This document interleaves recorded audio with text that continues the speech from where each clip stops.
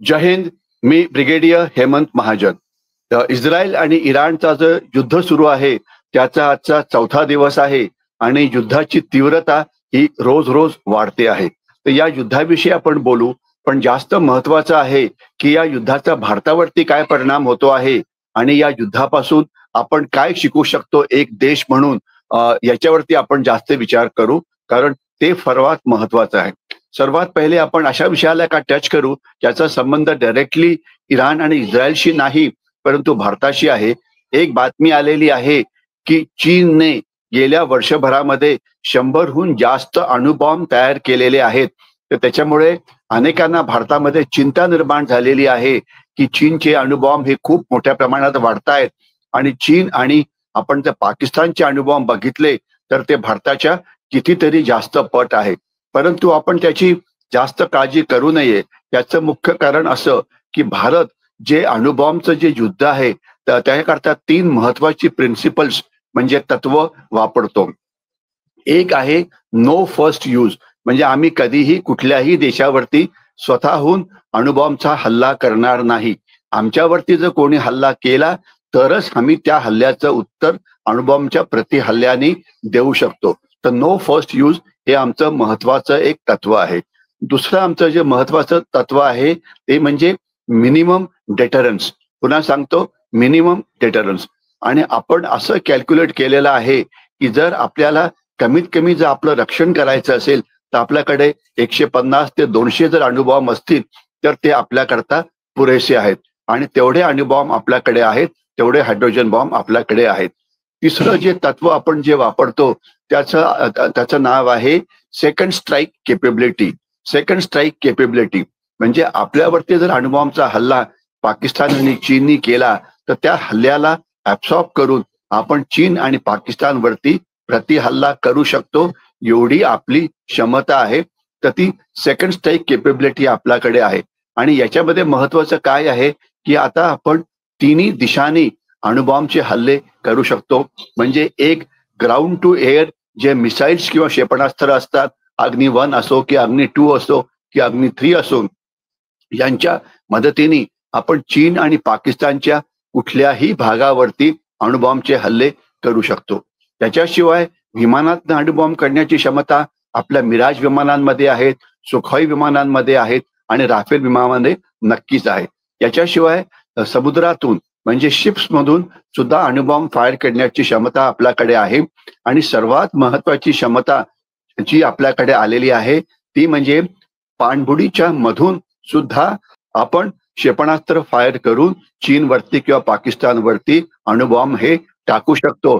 आणि पाणबुडीला शोधणं हे अत्यंत कठीण असतं. तर म्हणजे आपण जी आपली सेकंड स्ट्राईक क्षमता जी आहे ती अत्यंत चांगली आहे. तर त्याच्यामुळे आपण जास्त काळजी करू नये. अर्थात ही क्षमता चीनकडे पण आहे, परंतु पाकिस्तानकडे नाही. तर म्हणून अणुबॉम्ब चीनचे वाढले किंवा पाकिस्तानचे वाढले तर म्हणून आपण अणुबॉम्ब तयार करायच्या रेसमध्ये विनाकारण जाऊ नये, कारण त्यांनी खर्च जास्त होतो. आणि आपलं जे तत्व आहे मिनिमम डेटरन्स, सेकंड स्ट्राईक केपेबिलिटी आणि नो फर्स्ट यूज, याचाच आपण वापर हा करत राहावा. आता आपण इराणच्या युद्धाकडे येऊया. याच्यामध्ये इराणच्या युद्धाचं विश्लेषण करायच्या आधी 2 महत्वाचे मुद्दे मला आपल्या समोर मांडायचे आहेत. एक तर इराणच्या या युद्धामुळे पाकिस्तानमध्ये, खास तर बलुचिस्तानमध्ये पेट्रोल आणि डिझेलची कमी म्हणजे टंचाई निर्माण झालेली आहे आणि तिथे किमती या वाढत आहेत. कारण इराण आणि पाकिस्तानची जी सीमा आहे प्रचंड मोठी आहे आणि तिथून मोठ्या प्रमाणामध्ये डिझेल, पेट्रोल आणि कच्चं तेल याचं स्मगलिंग होतं. कारण इराणमध्ये तेल भरपूर आहे, पेट्रोल डिझेल भरपूर आहे, परंतु सगळ्या जगाने त्यांच्यावरती बहिष्कार घातल्यामुळे त्यांना आपलं तेल बाहेर विकता येत नाही. म्हणून ते मोठ्या प्रमाणामध्ये पाकिस्तानमध्ये स्मगल केलं जातं.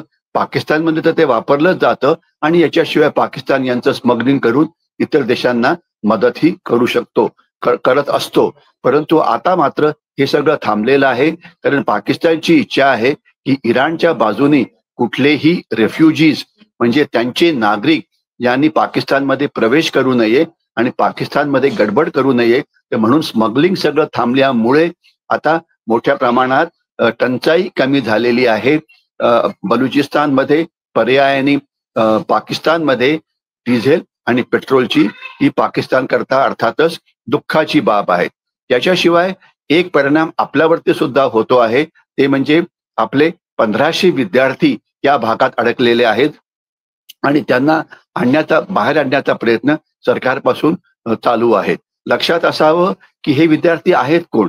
इराण हा शिया देश आहे आणि हा देश आपल्याकडचे जे शिया नागरिक असतात त्यांना स्कॉलरशिप देतात.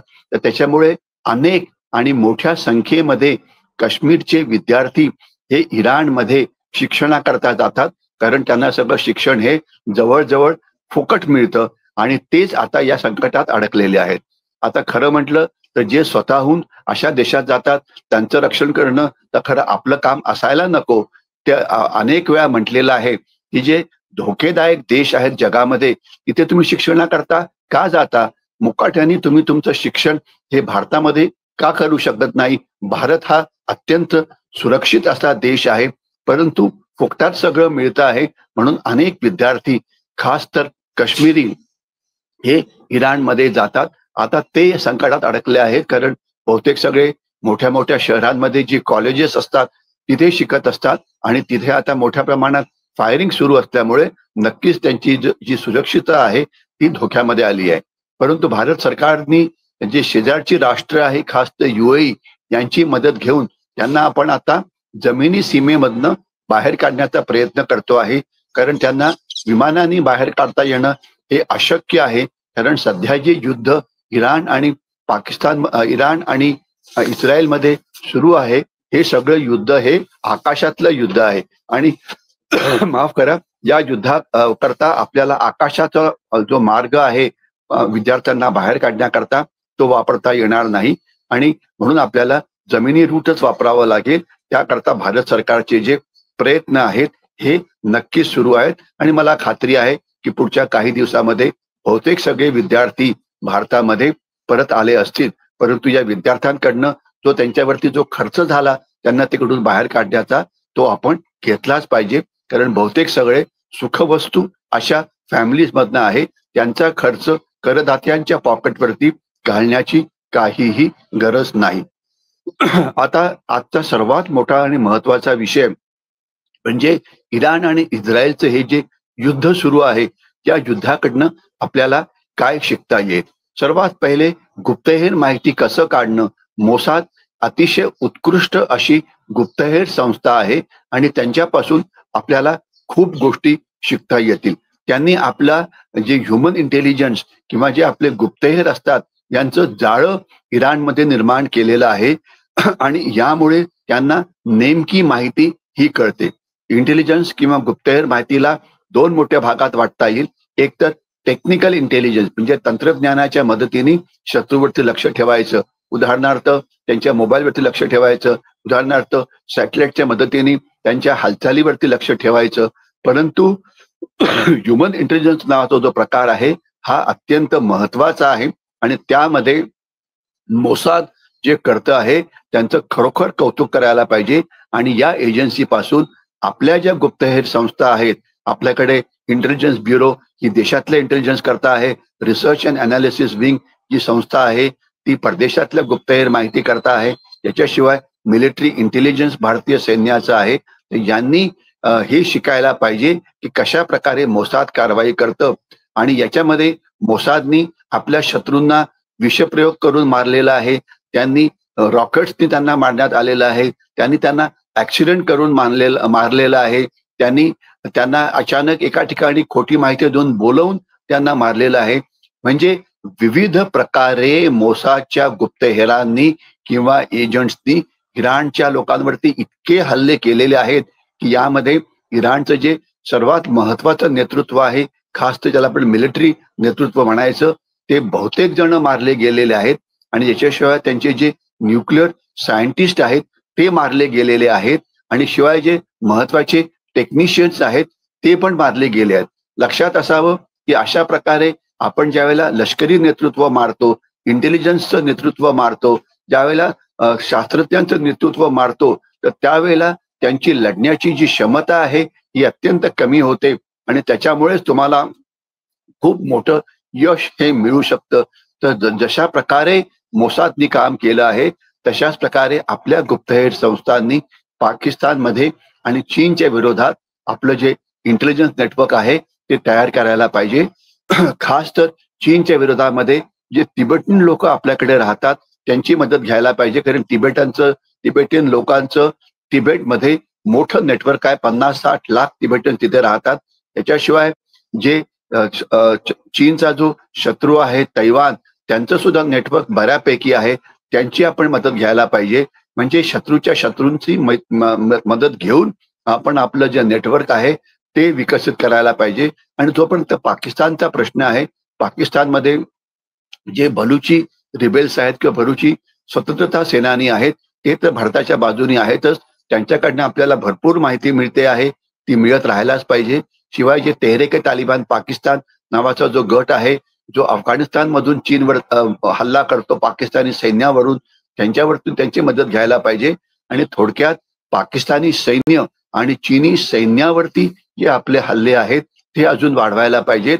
ज्याच्यामुळे चायना पाकिस्तान इकॉनॉमिक कॉरिडॉर जो आहे त्याच्यावरचा व्यापार जो आहे हा पूर्णपणे थांबेल आणि ज्यामुळे पाकिस्तानचं प्रचंड प्रमाणामध्ये आर्थिक नुकसान होईल.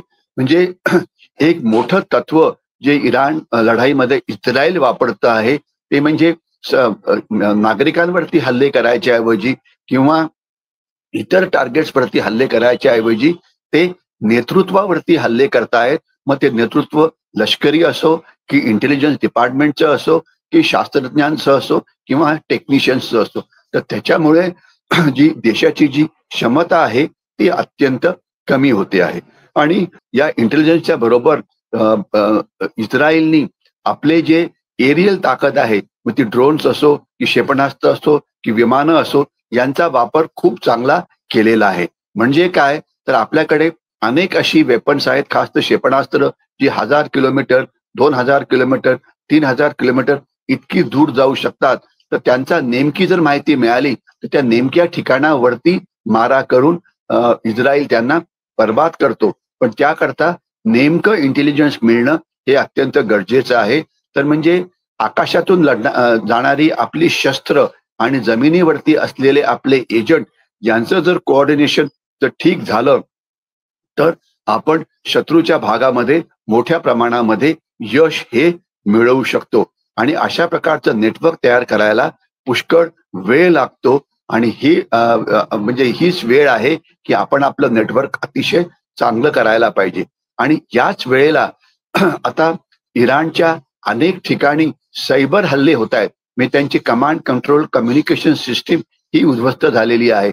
तर सायबर अटॅकचं जे तत्व आहे, सायबरचं हॅकिंग करणं असो की गुप्तहेर माहिती काढणं असो की सिस्टीमला बंद पाडणं असो, हे सुद्धा आपण मोठ्या प्रमाणात सायबर वॉरफेअरची जी कला आहे ती शिकायला पाहिजे. आपलं सध्या जे सायबर वॉरफेअरचं जे तत्व आहे, इनफॅक्ट आपण आता जे बोलतो आहे याच वेळेला भारतीय सैन्य, इंडियन आर्मी एक मोठी सायबरची एक्सरसाइज सुरू करते आहे, ज्यामध्ये आपल्यावरती सायबर अटॅक होऊ नये म्हणून आपण आपलं स्वतःचं रक्षण कसं करायचं याविषयी एक्सरसाइज सुरू आहे. आणि ज्यामध्ये सगळ्या गव्हर्नमेंटच्या एजन्सीजना आज सामील करण्यात आलेलं आहे. नेतृत्व मात्र भारतीय सैन्याचं आहे. तर सायबर अटॅक, सायबर हल्ले, cyber hacking, cyber interference, cyber त्याला काय म्हणायचं काउंटर इंटेलिजन्स, हे सगळं महत्वाचं जे तत्व आहे त्याचा सुद्धा वापर आपण मोठ्या प्रमाणामध्ये करायला पाहिजे. याच्यानंतरचा पुढचा मुद्दा असा आहे की इस्रायल आणि इराणचं युद्ध जरी आता सुरू असलं आणि आजचा 4था दिवस असला तरी इराणच्या विरुद्धच्या लढाईमध्ये जी तयारी केलेली आहे इस्रायलनी, ती गेल्या काही वर्षापासून केली आहे. आणि त्यांनी क्लिअर ठरवलेलं आहे की इराणपासून आम्हाला धोका आहे, त्यांच्या न्यूक्लिअर वेपन्स पासून आम्हाला धोका आहे. तर आम्ही एक लॉंग टर्म स्ट्रॅटेजी करून इराणची जी क्षमता आहे आमच्या विरुद्ध लढण्याची ती आम्ही कमी करणार आहोत आणि कमी करत राहू आणि वेळोवेळी युद्ध चालूच ठेवू. आपण आता ऑपरेशन सिंदूर झालं, त्याच्यामध्ये आपल्या पंतप्रधानांनी म्हटलं की ऑपरेशन सिंदूर अजून सुरूच राहील. तर आपलं लॉंग टर्म जे एम आहे ते असं असायला पाहिजे की पाकिस्तानचे 3 किंवा 4 तुकडे व्हायला पाहिजे.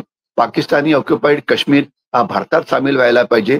बलुचिस्तान एक स्वतंत्र राष्ट्र बनायला पाहिजे आणि वझिरिस्तान किंवा जो खैबर पख्तूनख्वाचा भाग आहे त्याला नॉर्थ वेस्ट फ्रंटियर प्रॉव्हिन्स असं सुद्धा म्हटलं जातं, हा भाग अफगाणिस्तानमध्ये जायला पाहिजे. हे होईल, परंतु हे होण्याकरता वेळ खूप लागेल. तर आपण पाकिस्तानला आता 3 फ्रंट वॉर मध्ये गुंतवायला पाहिजे. म्हणजे एक तर त्यांना अफगाणिस्तान सीमेवरची सुरक्षा त्यांच्याकरता धोक्यात आलेली आहे, तो एक भाग आहे. तिथून तेहरीक तालिबान पाकिस्तानला हल्ल्याला आपण इंटेलिजन्स पुरवायला पाहिजे, मॉरल सपोर्ट हा द्यायलाच पाहिजे. बलुचिस्तानमध्ये सुद्धा हिंसाचार वाढलेला आहे, त्यांना सुद्धा मॉरल सपोर्ट हा आपण देतच राहायला पाहिजे. आणि याच्याशिवाय जे पाकिस्तानच्या विरोधात आपल्या सीमेकडनं जी लढाई सुरू असते ती पण चालूच ठेवायला पाहिजे. आणि आपण आपली जी अँटी एअरक्राफ्ट डिफेन्स सिस्टीम आहे ती अत्यंत मजबूत करायला पाहिजे. आपण ऐकलं असेल की ऑपरेशन सिंदूर नंतर एक बातमी आली होती की सरकारने 60,000 कोटी, मी रिपीट करतो, 60,000 कोटी इतकी नवीन शस्त्र तयार करण्याकरता भारतीय सैन्याला बजेट हे दिलेलं आहे. यामध्ये आपण पारंपरिक शस्त्र विकत घेत नाहीये, परंतु सध्याची लढाई कसली आहे? सध्याची लढाई ही ड्रोन्सची आहे. सध्याची लढाई आणि ड्रोन्स मध्ये सुद्धा काही लहान ड्रोन, काही मिनी ड्रोन, काही मधले ड्रोन, काही अत्यंत मोठे ड्रोन, काही लॉंग रेंज असलेले ड्रोन, काही रेखी करणारे ड्रोन, काही रॉकेट्स फायर करणारे ड्रोन्स, काही लॉयटरिंग अम्युनिशन सारखं काम करणारे ड्रोन्स, काही नुसते आकाशात लक्ष ठेवणारे ड्रोन्स. म्हणजे ड्रोन्सचे अनेक प्रकार आहेत. तर सगळ्या प्रकारच्या ड्रोन्सची निर्मिती आपल्याला मेक इन इंडियामध्ये भारतातच करायला पाहिजे. मध्ये एक बातमी आली होती की आपल्या काही ड्रोन्स मध्ये चीनी पार्ट्स आहेत, चीनी बनावटीचे जे सब पार्ट्स असतात ते आहेत. ते आपल्याला परवडणार नाही, कारण एकदम नको त्या वेळेला हे पार्ट्स कमी होऊ शकतात. तर ड्रोन्सची पूर्ण निर्मिती ही भारतातच व्हायला पाहिजे आणि ती होण्याचा सरकार हे मोठ्या प्रमाणात प्रयत्न करते आहे. त्याच्याशिवाय आपल्याकडे जी माहिती येते ती प्रचंड असते. म्हणजे आपल्याकडे शत्रूची येणारी विमानं, त्यांची क्षेपणास्त्र, त्यांचे ड्रोन्स, त्यांची इतर आकाशात लढणारी जी आयुध असतात ती, यांची प्रचंड माहिती येते. तर त्याचं विश्लेषण करण्याचं काम AI म्हणजे आर्टिफिशियल इंटेलिजन्सच्या मदतीने केलं जातं. तर हे जे कमांड कंट्रोल आहे ते आपणच आपल्या पद्धतीने तयार करायला पाहिजे. त्यामुळे आपलं युद्ध आपणच लढू आणि याच्यामध्ये दुसरं कोणीही येणार नाही. तर ही क्षमता आता मोठ्या प्रमाणात डेव्हलप व्हायला पाहिजे. सगळी ॲम्युनिशन ही भारतातच बनायला पाहिजे आणि आपले जे मिसाईल्स आहेत की जी पहिले बनलेली आहेत त्यांना अजून जास्त आधुनिक बनवायला पाहिजे. कारण आता काही मिसाईल्स 10 वर्षापूर्वी बनली, काही 15 वर्षापूर्वी बनली. म्हणजे आपण अग्नी-1 असो की अग्नी-2 असो की पृथ्वी असो की आकाश असो वगैरे. तर ही मिसाईल्स, याच मिसाईल ज्या ज्या क्षेत्रात ती आहेत त्याच्यामध्ये अत्याधुनिकीकरण हे होतं आहे. तर या मिसाईल्सना सुद्धा जी जुनी काळात बनलेली आहे त्यांना आपल्याला अपग्रेड करायला पाहिजे. ज्यामुळे लढाई केव्हा पण होईल ती अचानक होईल आणि त्याकरता आपण या लढाईकरता मोठं तयार राहू. आणि शेवटचा मुद्दा या लढाईमध्ये आहे ते म्हणजे मीडिया वॉर म्हणा किंवा अपप्रचार युद्ध म्हणा किंवा दुष्प्रचार युद्ध म्हणा किंवा सायकोलॉजिकल वॉरफेअर म्हणा. लक्षात असावं की आता जे ऑपरेशन सिंदूर झालं याच्यामध्ये जगातल्या मीडियाने पाकिस्तानच्या नॅरेटिव्हला जास्त महत्व दिलं आणि भारतावरती अन्याय होतो आहे किंवा भारताविरुद्ध पाकिस्तान दहशतवाद करतो आहे हे जास्त मान्य केलं नाही. तर हे जे इन्फॉर्मेशन वॉर आहे किंवा हे जे मीडिया वॉर आहे ही लढण्याची क्षमता आपल्याला वाढवायला पाहिजे. आणि यामध्ये प्रत्येक देशभक्त भारतीयांनी एक मीडिया वॉरफेअरचा तज्ज्ञ म्हणून काम करायला पाहिजे. उदाहरणार्थ कुठल्याही इंटरनॅशनल मीडियामध्ये, मग ते न्यूयॉर्क टाइम्स असो की युरोपमधली पेपर असो, भारताच्या विरोधात काही लिहिलं तर त्यांना लगेचच आपण रिबटल पाठवायला पाहिजे की तुमची जी माहिती आहे ती चुकीची आहे. इन्फॉर्मेशन वॉरफेअर हा अत्यंत महत्वाचा एक आयाम आहे आजकालच्या लढाईमध्ये. तर हे जे धडे सगळे समोर येत आहेत हे धडे आपण शिकून आपली डॉक्ट्रिन, आपली लढण्याची पद्धती ही आपण अजून चांगली करायला पाहिजे. म्हणून ज्यावेळेला कधी पाकिस्तानवरती अचानक हल्ला करण्याची गरज पडेल त्यावेळेला आपण पूर्णपणे तयार असू.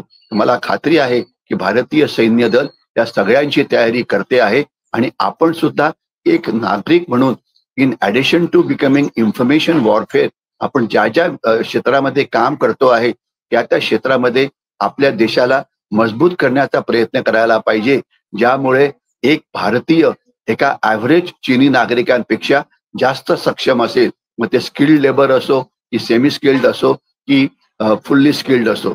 असं जर आपण लॉंग टर्म तयारी केली तरच आपण पाकिस्तानच्या विरोधामध्ये जिंकू शकतो. कारण ही लढाई केवळ पाकिस्तानच्या विरोधात नाही, ती पाकिस्तानला मदत करणाऱ्या चीनच्या विरोधात आहे. अनेक मुस्लिम राष्ट्र खास तर तुर्की वगैरे पाकिस्तानला मदत करत आहे आणि अनेक असे एजंट्स आहेत की जे पाकिस्तानला नेहमी मदत करत असतात, मग ते भारतामध्ये असतो की भारताच्या बाहेर. तर ही बहुआयामी लढण्याकरता ऑपरेशन सिंदूर चालूच आहे आणि ज्या प्रकारे इस्रायल लढाई करत आहे त्या प्रकारे आपण सुद्धा वेगवेगळ्या प्रकारची तंत्रज्ञान, वेगवेगळ्या प्रकारचे लढाईचे प्रकार आपल्या लढाईच्या पद्धतीमध्ये इन्कॉर्पोरेट करायला पाहिजे, ज्यामुळे पुढचा जो राऊंड होईल ऑपरेशन सिंदूरचा तो जिंकण्यामध्ये आपल्याला मदत मिळेल. मी थांबतो. जय हिंद.